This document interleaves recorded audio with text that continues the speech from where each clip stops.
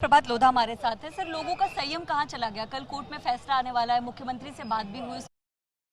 मंत्री मंगल प्रभात लोधा हमारे साथ है। सर, लोगों का संयम कहाँ चला गया? कल कोर्ट में फैसला आने वाला है, मुख्यमंत्री से बात भी हुई, उसके बावजूद लॉ एंड ऑर्डर की सिचुएशन क्यों बनती है? ऐसा है कि माननीय मुख्यमंत्री जी ने कल बैठक लेकर सबका सुनकर उन्होंने योग्य निर्देश दिए थे कि इसमें लोगों की हेल्थ का भी ध्यान रखा जाए और यदि रेस्पिरेटरी बीमारियां इसके कारण होती है तो रेस्ट्रिक्टेड फीडिंग, सफाई का ध्यान, सब चीज़ों का ध्यान रखा जाए और इसके साथ में कबूतर भी नहीं मरने चाहिए, इसका भी बैलेंस किया जाए। ये दोनों के बारे में उन्होंने महानगर पालिका को निर्देश दिए थे कि भाई आप इसके बारे में कोई स्कीम बना के कोर्ट में पेश करें। यह होने के बाद में आज की घटना निंदनीय है, नहीं होनी चाहिए थी। कल रात को ही यहाँ के ट्रस्ट मंडल ने सबको बता दिया था कि आज की मीटिंग कैंसिल की जाती है। उसके बाद भी कुछ लोग यहाँ पर आए, उन्होंने घटना की।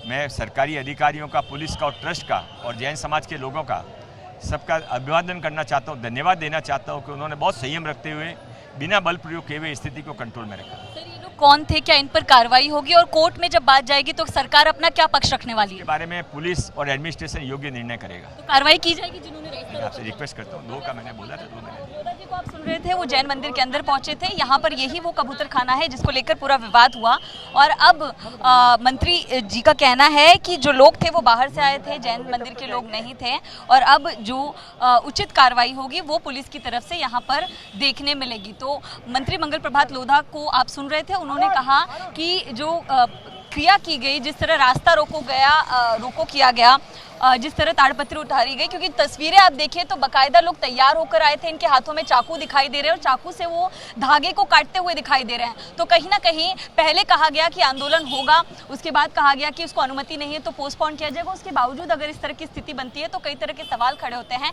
फिलहाल कल कोर्ट एक अपनी सुनवाई करेगा कि क्या कुछ आगे की स्थिति होगी, लेकिन अगर अभी आपको तस्वीरें दिखाएं तो ये पूरा जो कवर एरिया था, जो पूरी ताड़पत्री से इसको ढका गया था, वो खोल दिया गया है और यहाँ कुछ लोग जबरन घुसाए और कबूतरों को दाना डालने की कोशिश की। आप देखिए, ये पूरा जो बाम्बू लगा था उसको उखाड़ा गया है और रस्सियां तक काटी गई है, ये पूरा जो कवर हिस्सा है उसको तोड़ा गया है और अब पुलिस सुरक्षा बल को यहाँ पर तैनात किया गया है। देखिए, ये इस तरह लकड़ियां जो है वो बंधी हुई थी, इसको पूरा सा तोड़ दिया गया है।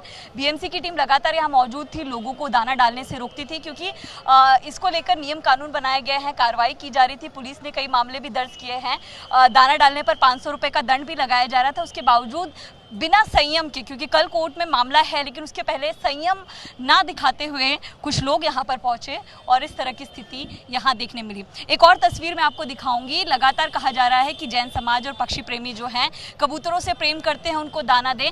ये तस्वीर है, यहाँ पर कबूतर को दाना दिया जाता है, लेकिन पीछे ठीक जैन मंदिर है, उसमें जाली लगाई गई है। वो नहीं चाहते कि कबूतर अंदर आए और गंदगी करे, उनका जो बीट होता है वो अंदर जाए। तो ये 2 तरह की तस्वीर नजर आ रही है, इसको लेकर भी एक सवाल खड़ा होता है।